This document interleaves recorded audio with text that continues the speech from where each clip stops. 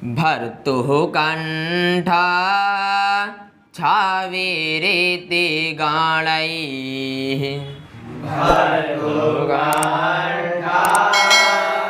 छावेरेति गाणैः सादरं वीक्ष्यमाणाः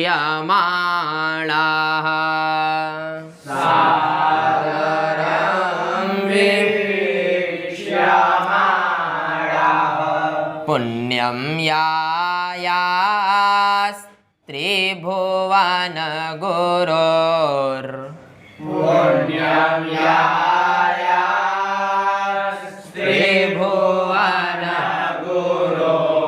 धाम चण्डेश्वरस्य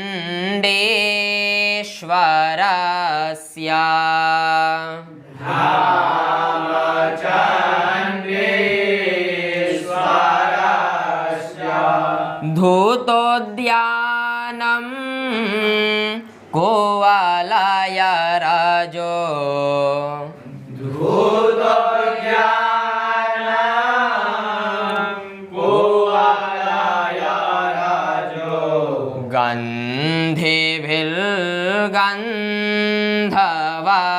गन्धिभिर्गन्धवत्यास्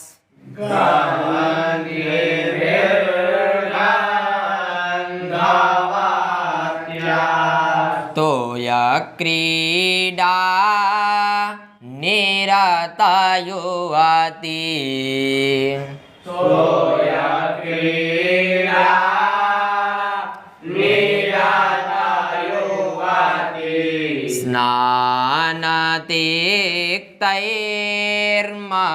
स्नानतिक्तैर्मरुद्भिः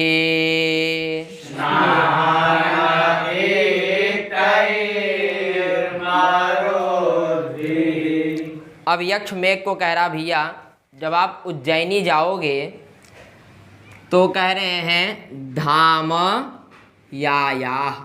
क्या कह रहे हैं? धाम यायाह। धाम अर्थात धाम और यायाह मतलब जाना। धाम जरूर जाना। कब? जब आप उज्जैनी पहुँचो तो आप कहाँ जाना? धाम जरूर जाना। किसके धाम? तो कह रहे हैं चंडीश्वरस्य। क्या कह रहे हैं?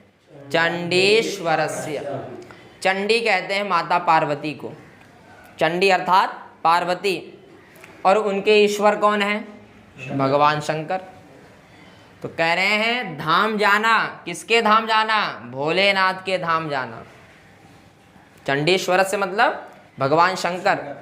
तो वही कह रहे हैं भगवान शंकर के धाम में तुम जरूर जाना। और धाम का एक विशेषण दिए, पुण्यम। किस प्रकार का धाम है? पुण्य धाम। जो भगवान शंकर का धाम है वह बहुत ही पुण्य धाम है। ऐसे धाम में तुम जरूर जाइएगा। और कह रहे हैं चंडीश्वरस्य का एक विशेषण दिया उन्होंने, त्रिभुवन गुरोह। चंडीश्वरस्य में षष्ठ्यंत है और त्रिभुवन गुरोह भी क्या है? षष्ठी। समझे कि नहीं? कह रहे भगवान शंकर किस तरह हैं? तो कह रहे त्रिभुवन गुरोह हैं वो, जो तीनों लोकों के गुरु हैं। ऐसे भगवान भोलेनाथ के पुण्य धाम में तुम यायाह जाइएगा। समझे कि नहीं? वहाँ आप जरूर जाना, क्योंकि उज्जैनी में साक्षात भगवान भोलेनाथ विराजमान है कि नहीं? तो कह रहे हैं जब आप उज्जैनी जाओ तो उनके धाम में आप जरूर जाइएगा। ठीक है। और फिर आगे कह रहे हैं, अब देखिए मेघ ने अब यक्ष से प्रश्न किया। बोला भाई देखो, मैं जहाँ जाता हूँ वहाँ बारिश होती है कि नहीं? लोग जहाँ मेरे को देखते हैं वहाँ यही समझते बारिश होने वाली है। यदि मैं धाम में जाऊँगा तो वहाँ बहुत भीड़ होगी और मेरे जाने पर सब समझेंगे बारिश होने वाली है कि नहीं? तो सब मेरे को बहुत अनादर की दृष्टि से देखेंगे। ऐसा प्रश्न किसने किया? मेघ ने यक्ष से किया। तो यक्ष कह रहा भाई ऐसी बात नहीं है। कह रहे कैसी बात है? कह रहे हैं सादरम वीक्षमाणः। क्या कह रहे हैं? सादरम वीक्षमाणः। कह रहे हैं आपको बहुत सादर अर्थात आदर पूर्वक, वीक्षमाणः मतलब देखेंगे। जो वहाँ के कौन देखेंगे? कह रहे हैं गणई ही, जो वहाँ गणजन है जो उनके भक्त जन हैं, जो भगवान शंकर का गण है, वो आपको किस तरह देखेगा? आदर पूर्वक देखेगा। समझे कि नहीं? आपको किस तरह देखेगा? आदर पूर्वक देखेगा। तो अब मेघ ने कहा भैया कैसे आदर पूर्वक देखेंगे मेरे को? तो यक्ष कह रहा है इसलिए देखेंगे क्योंकि भर्तुः कंठ छवि रीति गणई। क्या कह रहे हैं? भर्तुः कंठ छवि रीति गणई। गणों के भर्तु कौन है? भगवान शंकर है कि नहीं? भर्तु अर्थात स्वामी। तो गणों के स्वामी कौन? शंकर भगवान। और जो शंकर भगवान है उनका जो कंठ है, उनका जो कंठ है वो छव इति गणई। इति अर्थात समान। ठीक है? भगवान भर्तु अर्थात भगवान शंकर, भगवान शंकर के कंठ के छवि के समान तुम हो। भगवान शंकर का जो कंठ है किस तरह है? नीला है कि नहीं? और मेघ कैसा होता है? नीला भी होता है कि नहीं? तो कह रहे हैं इसलिए उनके भक्त जनों को नीला रंग पसंद है और इसीलिए वहाँ के गणई ही आपको आदर पूर्वक देखेंगे। समझे कि नहीं? वहाँ के भक्त आपको इसलिए आदर पूर्वक देखेंगे। क्यों? क्योंकि भगवान शंकर का जो कंठ है, कंठ की जो छवि है, और इति आगे शब्द है, छवि के समान छवि है तुम्हारी। क्योंकि भगवान शंकर का कंठ की छवि कैसी है? नीला है। और मेघ कैसा होता है? नीला होता है कि नहीं? कह रहे हैं उसी भांति तुम दिखोगे। और जब इस तरह तुम दिखोगे तो आपको सादर अर्थात आदर पूर्वक देखेंगे वो आपको। ना ही आपसे घबराएंगे और ना ही उनको कोई दिक्कत होगी, वो आपको एकदम आदर पूर्वक देखेंगे। और भगवान भोलेनाथ कैसे हैं?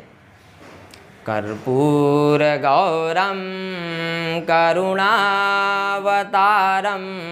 कर्पूर अर्थात एकदम गोरे हैं वो। भगवान शंकर का शरीर एकदम गोरा है, लेकिन बस उनके कंठ में एक निशान है। किस चीज़ का? विष का। तो उसी निशान के समान तुम्हारी छवि है, तो आप उस नीले कलर की तरह दिखोगे कि नहीं? इसलिए आपको आदर पूर्वक वीक्षमाणा मतलब देखेंगे। समझे कि नहीं? तो आगे कह रहे हैं भैया जब आप उस धाम में जाओगे तो वहीं पर आपको गंधवत्याः, आपको क्या दिखेगी? गंधवती नदी दिखेगी। क्या दिखेगी? गंधवती नदी। ठीक है? अब इसको आप यहाँ से लीजिए। अब देखिए धाम का एक विशेषण हुआ पुण्यम। कैसा धाम? पुण्य धाम। अब धाम के बारे में ही बता रहे हैं। धूतोद्यानम, उद्यान अर्थात बगीचा, और धूत का अर्थ होता है कांपना अर्थात हिलना। धूत मतलब हिलना। जहाँ बगीचा हिल रहा हो उसी धाम में आपको जाना है, क्योंकि धाम है और धाम के चारों साइड क्या है? बगीचा है। और वो जो बगीचा आपको हिलता दिखे उसी बगीचे में आपको जाना है। यायाह, वहीं जाइएगा। तो ये जो बगीचा है ये किस चीज़ से हिल रहा है? ये भूकंप से नहीं हिल रहा है, ये हिल रहा है मरुद्भि से। किससे हिल रहा है? अर्थात हवा से। समझे कि नहीं? जब आप धाम, अब यक्ष जो है मेघ को धाम के बारे में बता रहा है कि आप उसको पहचानो कैसे, यही शंकर भगवान का धाम है। कह रहा भैया जहाँ का उद्यान धूत हो रहा हो अर्थात हिल रहा हो, किसके द्वारा? मरुद्भि, हवा के द्वारा जहाँ का उद्यान हिल रहा हो वहीं आपको पुण्य धाम में जाना है। समझ गए? उसी पुण्य धाम में आपको जाना है। अब मरुद्भि में तृतीया है, ये तृतीया विभक्ति है। समझे कि नहीं? अब इसके जितने भी हैं वो मरुद्भि के विशेषण है, वो मरुद्भि को ही बताएंगे। अब देखिए मरुद्भि अर्थात हवा। अब ये सामान्य हवा नहीं है, ये जो उद्यान हिल रहा है ये सामान्य हवा से नहीं हिल रहा है। किस प्रकार की हवा से हिल रहा है उसके बारे में बता रहे हैं। कह रहे हैं कुवलय रजो गंधिभिः। यहाँ भी तृतीयांत है कि नहीं? क्या कह रहे हैं? कुवलय रजो गंधिभिः मरुद्भिः। समझे कि नहीं? क्या है? कुवलय रजो गंधि मरुद्भि दूतोद्यानम पुण्यम धाम यायाह। समझे कि नहीं? क्योंकि मैंने आपको बताया मरुद्भि तृतीयांत है, और यहाँ जहाँ भी तृतीयांत आपको दिखे पहली दूसरी लाइन में, वो क्या है? मरुद्भि का विशेषण है। अब देखिए, कह रहे हैं कुवलय। कुवलय पुष्प है, कमल का पुष्प। अब यक्ष मेघ को कह रहा भैया, जब आप वहाँ जाओगे तो आपको वहाँ कमल का फूल दिखेगा। और किस प्रकार का फूल? नीला फूल। कमल का फूल यहाँ लाल नहीं है, समझे कि नहीं? नीला कमल का फूल मिलेगा, समझे? और रज कहते हैं पराग को, ठीक है? तो देखिए, कुवलय मतलब नीला कमल, ठीक है? नीला कमल का जो फूल होता है, तो नीले कमल के पराग से गंधि मतलब सुगंधित है। कौन? मरुद्भि, वहाँ का वायु। ऐसे सुगंधित वायु से उद्यान धूत हो रहा है, अर्थात हिल रहा है। समझे कि नहीं? कैसा हवा है? वो सुगंधित हवा है। किसका सुगंध है उसमें? कुवलय रज का, कमल का जो नीला कमल का जो फूल होता है उसके पराग की सुगंधी है उस हवा में, और ऐसे हवा से उद्यान जो है धूत हो रहा है, अर्थात हिल रहा है। वहाँ आपको जाना है। देखिए, मरुद्भि का एक विशेषण और दिए। क्या दिए? वो दे रहे हैं तोय क्रीडा निरत युवती स्नान तिक्तैहि मरुद्भि। तिक्तैहि भी क्या है? तृतीयांत। और गंधि भी तृतीयांत था, ये भी क्या? तिक्तैहि भी तृतीयांत है। तोय मतलब जल, तोय मतलब जल होता है। और क्रीडा मतलब खेल। जल में जो खेल होता है, कई लोग खेले होंगे, तो वही कह रहे हैं तोय क्रीडा, जल क्रीडा में जो निरत है, निरत अर्थात लगी हुई। निरत मतलब लगी हुई। कहाँ लगी हुई? तोय क्रीडा, जल क्रीडा में जो लगी हुई है। कौन? युवती। कौन? युवती, स्त्री। और क्या कर रही है? कह रहे हैं स्नान। देखिए, पहले जब लोग नहाते थे, खास तौर पे जब स्त्रियां नहाती थी, तो चंदन का लेप लगाती थी, शरीर में लगाती थी कि नहीं? चंदन का लेप लगाती थी, कई प्रकार के वो जड़ी बूटियों को लगाकर नहाते थे। तो यहाँ की स्त्री उसी प्रकार नहा रही है नदी में। कौन सी नदी में? गंधवती के नदी में। अब ये स्त्रियाँ क्या कर रही हैं? स्नान कर रही हैं। अब जो स्त्री चंदन के लेप से स्नान करे, वहाँ तिक्तैहि होगा कि नहीं? तिक्तैहि मतलब सुगंध फैलेगा कि नहीं? समझे कि नहीं? तो ऐसे सुगंध वाला मरुद्भि है। कौन है?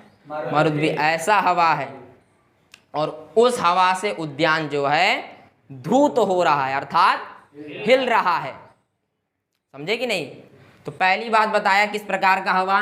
कह रहे हैं कुवलय रजो गंधि मरुद्भि, ऐसा हवा। और दूसरा बताए तोय क्रीडा निरत युवती स्नान तिक्तैहि मरुद्भि, ऐसा हवा। जल क्रीड़ा में जो निरत है, कौन? ऐसी स्त्री। और वो स्त्री क्या कर रही है? स्नान।